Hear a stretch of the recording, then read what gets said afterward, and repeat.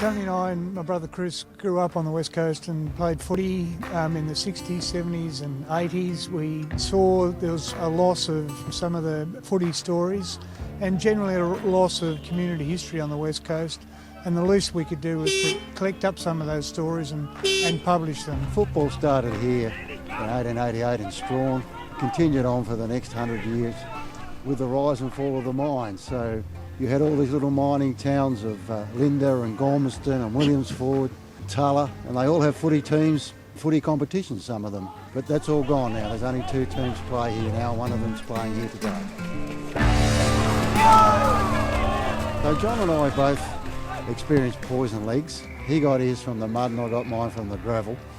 I had 2 trainers who used to look after me, and I'd come in off the ground, scrub my knees until they bled, and then they'd wad bits of cotton wool with methylated spirits, and then they'd stick them on my knees and they'd have huge big grins on their faces. There's always a lot of discussion about which was the better ground to play on. It was muddy at Rosebery, but the Rosebery ground was built on a tip, and it was easy to get infections if you did scratch your leg. As a young bloke, I remember being knee deep at the mini league, trying to kick the football. Play a bit in the gravel, you learn to roll, whereas in the mud you can slide. That's all you got to do, he won't hurt you. If you handball, poor old mate got his head taken off because that standing around going, come on, 1%ers, we talk about it all the time. It only rains for 10 months of the year and drips off the trees for the other 2 months. 440 something games. It's renowned for being muddy, but it's also very soft. And so my knees are buggered, but it's allowed me to play as many games as I have here. The most famous player to have played on the West Coast is Sid Coventry, captain of Collingwood when they won 4 premierships in the late 1920s. And we believe he learnt the hard ball playing here on the West Coast. And you've got Arthur Hodgson, who won Carlton's Brisbane Fairest in 1950, who come from the QFA. Got a very famous son of the West now coaching the Brisbane Lions, and Chris Fagan, who began his football here.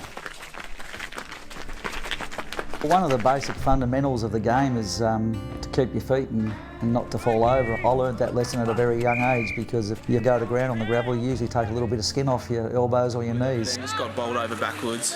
Okay. I think I sort of landed on my wrist, kind of upside down. This is what it is. Just dropped myself to hospital in hand, Milda Lockett was a well-known supporter here, and she used to drink a few beers at the footy.